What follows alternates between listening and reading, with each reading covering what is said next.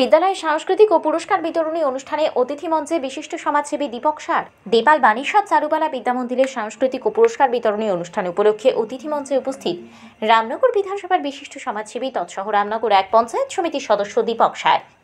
পূর্ব মেদিনীপুর জেলার রামনগর বিধানসভার রামনগর 2 ব্লকের দেপাল পঞ্চায়েতের দেপাল বাণীশ্বর চারুবালা বিদ্যামন্দির উচ্চ মাধ্যমিক প্রাঙ্গণে অনুষ্ঠিত হল বার্ষিক সাংস্কৃতিক ও পুরস্কার বিতরণী অনুষ্ঠান 2025।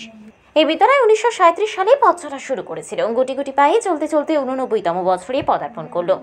এই বিদ্যালয় প্রত্যেক বছরের ন্যায় এবছরও বার্ষিক সাংস্কৃতিক ও পুরস্কার বিতরণী অনুষ্ঠানের আয়োজন করেছিল।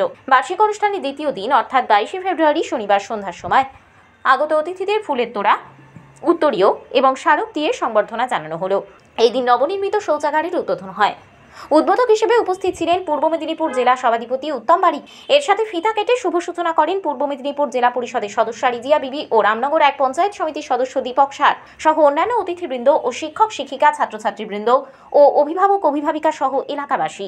সংবাদ মাধ্যমের মুখোমুখি হয়ে জেলা সভাধিপতি উত্তম বাড়ি বলেন, বিভিন্ন বিদ্যালয়ের কাজ পূর্ব মেদিনীপুরে জেলা পরিষদ করছে। উপযুক্ত শিক্ষার জন্য উপযুক্ত পরিকাঠামোর প্রয়োজন, তাই পূর্ব মেদিনীপুর জেলা পরিষদ এই কাজ করছে এবং আগামী দিনে আরও কাজ করবে। আরও বলেন, এই শৌচাগার 15 লক্ষ টাকা ব্যয়ে তৈরি হলো। টয়লেটের কাজ বিভিন্ন বিদ্যালয়ে পূর্ব মেদিনীপুর জেলা পরিষদ করছে, তার কারণ উপযুক্ত শিক্ষার জন্য উপযুক্ত পরিকাঠামোগত ব্যবস্থার প্রয়োজনীয়তা রয়েছে। তাই পূর্ব মেদিনীপুর জেলা পরিষদ তার আর্থিক সহযোগিতায় এই কাজ করছে, আরও সামনের দিনে অনেক কাজ করবে। কত টাকা ব্যয়ে এই কাজটা সম্পন্ন হবে? 15 লক্ষ টাকা। যেখানে দেখা যাচ্ছে ছাত্রছাত্রীরা কিংবা স্কুল গার্ডিয়ান সবাই খুশি হলো, এটা কতটা কী বলবো? দেখুন, কাজ করলে মানুষ নিশ্চিতভাবে খুশি হবে, আর কাজের মধ্যে থাকলেই সামনের দিনে পথ চলতে মানুষ সমালোচনা করবেন, আলোচনা করবেন।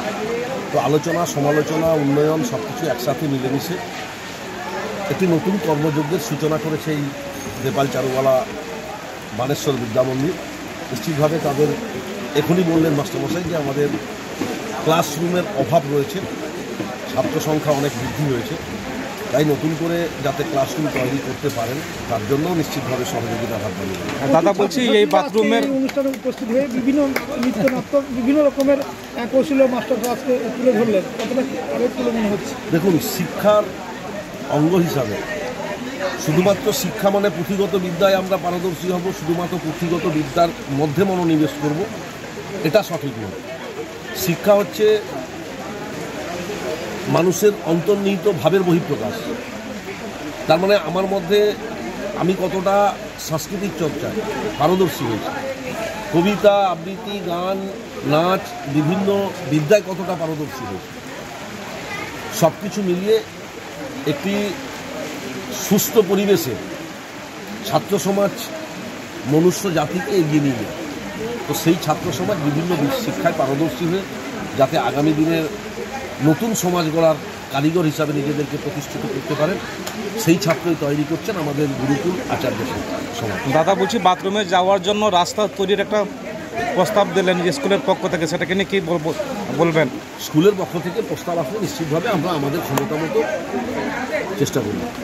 এই বিদ্যালয়ের বার্ষিক সাংস্কৃতিক ও পুরস্কার বিতরণী অনুষ্ঠানে অতিথি মঞ্চে উপস্থিত হয়ে রামনগর বিধানসভার বিশিষ্ট সমাজসেবী তৎসহ রামনগর 1 পঞ্চায়েত সমিতির সদস্য দীপক সার সংবাদ মাধ্যমের মুখোমুখি হয়ে বলেন, এই মাতৃসম বিদ্যামন্দির প্রত্যেক বছরের ন্যায় এবছরও বার্ষিক অনুষ্ঠান ও পুরস্কার বিতরণীর আয়োজন করেছে। স্কুলের সুনাম রয়েছে, সমস্ত স্তরের মানুষকে এই বিদ্যালয়ের সুনাম ধরে রাখার জন্য ধন্যবাদ জানালেন। বিদ্যালয়ের পক্ষ থেকে বিভিন্ন অনুষ্ঠানের আয়োজন করা হয়েছে এবং পাশে থাকার বার্তা দিলেন। বিদ্যালয়ে এলেন, যেখানে বার্ষিক তাদের সাংস্কৃতিক পুরস্কার বিতরণী অনুষ্ঠান, অসাধারণ আয়োজন, যেখানে ছাত্রছাত্রীরা পারফর্ম করলো, সাথে সাথে সভাধিপতি এলেন। কি বলবেন দাদা? দেপাল বাণেশ্বর চারুবালা বিদ্যামন্দির উচ্চ মাধ্যমিক এই মাতৃসমা বিদ্যামন্দিরে প্রত্যেক বছরের ন্যায় এবছরও সাংস্কৃতিক ও পুরস্কার বিতরণী সভা 2025 অনুষ্ঠিত হলো। এই স্কুলের একটি সুনাম আছে, শুধু আমাদের রামনগর বিধানসভায় নয়, আমাদের জেলায় নয়, রাজ্যে একটি স্কুলের সুনাম আছে। শিক্ষকগণ, আচার্যগণ, আমাদের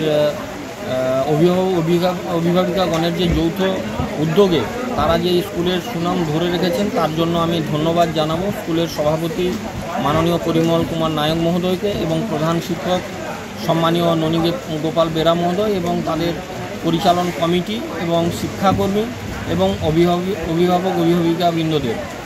তারা প্রত্যেক বছরের ন্যায় এবছরও সাংস্কৃতিক অনুষ্ঠান থেকে শুরু করে গীতিনাট্য, কুইজ, আবৃত্তি, নৃত্যানুষ্ঠান, বিভিন্ন ধরনের সামাজিক অনুষ্ঠান করেছেন আনন্দ দেওয়ার জন্য। এই স্কুল থেকে যাতে বেশি সংখ্যক ছাত্রছাত্রী তারা যাতে রাজ্যে প্লেস করে তার জন্য আমার শুভেচ্ছা রইল। আগামী দিনেও এই স্কুলের উন্নয়নের কর্মযজ্ঞে আমি সামিল হব এবং এলাকাবাসীর সহযোগিতা নিয়ে এই স্কুল 89তম বর্ষে পদার্পণ করলো। এটা নয়, আমরা চাইব শত শত বর্ষ তারা যাতে আরও এগিয়ে যেতে পারে এবং স্কুলের ছাত্রছাত্রী, অভিভাবক অভিভাবিকাবৃন্দ থেকে শুরু করে সবাই উদ্যোগ গ্রহণ করলে এই স্কুলকে আমরা আগামী দিনে আরও একটি ভালো জায়গায় নিয়ে যেতে পারবো। আজকে আমাদের মধ্যে অনুষ্ঠানে উপস্থিত ছিলেন পূর্ব মেদিনীপুর জেলা পরিষদের সভাধিপতি, আমাদের জেলার নবরূপকার সম্মানীয় উত্তম বারিক মহোদয়। তিনি জেলা পরিষদ থেকে 15 লক্ষ টাকা দিয়েছেন। আজকের এই নবনির্মিত শৌচাগারের উদ্বোধন হলো। এটা খুবই অত্যন্ত দৃষ্টিনন্দন এবং আকর্ষণীয়, কারণ একটি 5 স্টার হোটেলের মডেলে তৈরি হয়েছে এবং তার মধ্যে ফ্যান থেকে, গিজার থেকে, শাওয়ার থেকে বিভিন্ন ধরনের আইটেম আছে। এটা শিক্ষার পাশাপাশি খুবই প্রয়োজন আমাদের এই শৌচাগার। তাই শিক্ষার পাশাপাশি একটি অঙ্গ হলো খেলাধুলা। এই খেলাধুলার মধ্য দিয়ে শরীর চর্চা হয়, ছাত্রছাত্রীদের শরীর গঠন হয়, মন ভালো থাকে, সর্বোপরি শারীরিক এবং মানসিক বিকাশ ঘটে। বিদ্যালয়ের সূত্রে জানা যায় বর্তমানে 1350 ছাত্রছাত্রী রয়েছে। এই অনুষ্ঠানে 450-র বেশি ছাত্রছাত্রী অংশগ্রহণ করেছে। এই বিদ্যালয় 89তম বছরে পদার্পণ করল।